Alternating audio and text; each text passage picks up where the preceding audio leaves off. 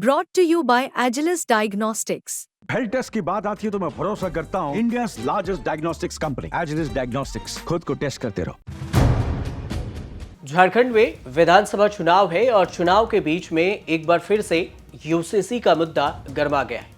UCC मतलब uniform civil code. और 3 नवंबर को केंद्रीय गृह मंत्री अमित शाह झारखंड में चुनावी रैली के दौरान यूसीसी को लेकर बड़ा बयान दे दिए। शाह ने कहा कि बीजेपी झारखंड में यूसीसी लागू करेगी। शाह ने जोर देकर कहा कि झारखंड में जरूर लागू होगा यूसीसी। शाह के इसी बयान पर कुछ ही देर बाद झारखंड के सीएम हेमंत सोरेन ने पलटवार किया और उन्होंने कहा कि झारखंड में ना तो यूसीसी और ना ही एनआरसी लागू होगा। पहले दोनों बयान सुनिए, उसके बाद आपको बताएंगे कि शाह और सोरेन के बयान के क्या मायने हैं, क्यों एक लागू करने की जिद पर अड़े हुए हैं तो दूसरा लागू नहीं होने देने की जिद पर अड़े हुए हैं। आज में एक अपप्रचार हेमंत सोरेन एंड कंपनी के द्वारा किया जा रहा है कि यूसीसी आएगा तो आदिवासियों के सांस्कृतिक अधिकार और उनके कानून समाप्त हो जाएंगे। हेमंत बाबू, झारखंड में यूसीसी जरूर आएगा। हमारी सरकार झारखंड में यूसीसी लाएगी, मगर यूसीसी से आदिवासियों को पूर्णतया हम बाहर रखेंगे। कोई आदिवासी के अधिकार और कानून को यूसीसी से हम नहीं छेड़ेंगे। अभी बोलता है एनआरसी लागू करेंगे, यूसीसी लागू करेंगे। हमने कहा ना एनआरसी चलेगा ना यूसीसी चलेगा।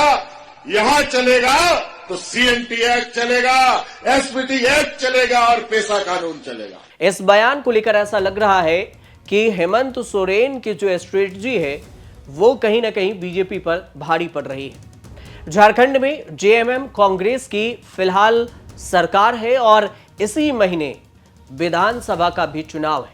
हेमंत सोरेन का जवाब अमित शाह द्वारा बीजेपी के घोषणा पत्र को जारी करने के समय की गई टिप्पणी के बाद आई, जिसमें उन्होंने कहा था कि हमारी सरकार झारखंड में समान नागरिक संहिता यानी कि यूसीसी लागू करेगी, लेकिन आदिवासियों को इसके दायरे से बाहर रखा जाएगा। हेमंत सोरेन और झामुमो सरकार यह झूठा प्रचार कर रही है कि यूसीसी आदिवासी अधिकारों, संस्कृति और संबंधित कानून को प्रभावित करेगी, जो कि पूरी तरह से निराधार है। ये बात बीजेपी की तरफ से घोषणा पत्र के दौरान कही गई, जबकि हेमंत सोरेन ने इस बात पर ही जोर दिया कि झारखंड में आदिवासी संस्कृति, भूमि और अधिकारों की रक्षा के लिए छोटा नागपुर काशतकारी जो कि सीएनईटी है और संथाल परगन्ना काशतकारी एसपीटी अधिनियमों का पालन करेगा। ये दोनों क्या है आपको बताएंगे, लेकिन सोरेन और शाह दोनों जिस समर्थन और जिसको लेकर विरोध कर रहे हैं उस सीएनटी एक्ट और एसपीटी एक्ट को क्या कहते हैं, क्या होता है इसका मतलब, ये बताते हैं। झारखंड की राजनीति सीएनटी एक्ट और एसपीटी एक्ट डोमिसाइल और एक्ट के तहत ही इर्द गिर्द घूमती रहती है। ये कुछ ऐसे मसले हैं जो कि राज्य बनने के दिन से ही उलझे हुए हैं। जिसने भी इसमें हाथ डालने की कोशिश की उसे बहुत बड़ा नुकसान उठाना पड़ा। साल 2023 में हेमंत सोरेन ने आदिवासियों की जमीन को सुरक्षा देने के लिए बने सीएनटी एक्ट 1908 में बदलाव की बात कही थी। ट्राइबल एडवाइजरी काउंसिलिंग के अध्यक्ष के नाते सीएम हेमंत सोरेन के नेतृत्व में हुई बैठक में इस बात पर सहमति जताई गई कि आदिवासी जमीन की खरीद बिक्री के दायरे को 26 जनवरी 1950 में बने जिलों और थानों के आधार पर मान्यता दी जानी चाहिए। सरकार किसी नतीजों पर पहुंचती इससे पहले ही सरकार बहस में भिड़ गई और फिर इस पर बहस छिड़ गया, विपक्ष और पक्ष दोनों तरफ से।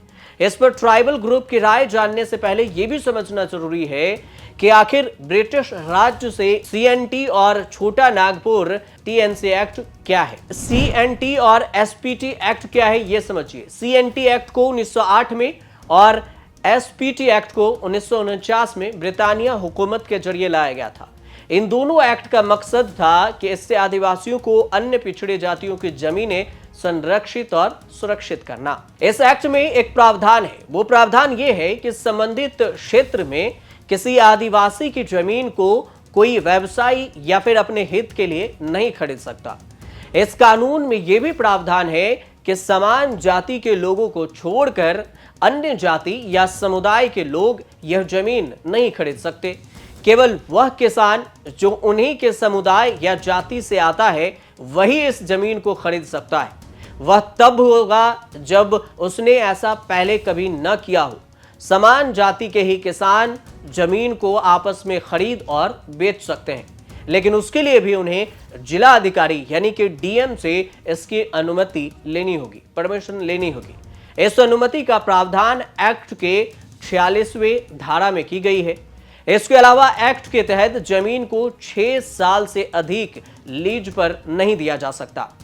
यह लीज भी सीमित छूट के लिए होता है, जिसका मतलब होता है कि लीज की जमीन पर किसी भी तरह का व्यावसायिक काम नहीं किया जा सकता है। यह एक्ट झारखंड के सभी जिलों में सिवाय संथाल परगना और को छोड़कर लागू है। संथाल परगना में महिलाओं के जरिए रैयत नाम से जमीनों का नामकरण है, हालांकि वह भी बिक्री नहीं की जा सकती है, जमीन बेचा नहीं जा सकता है।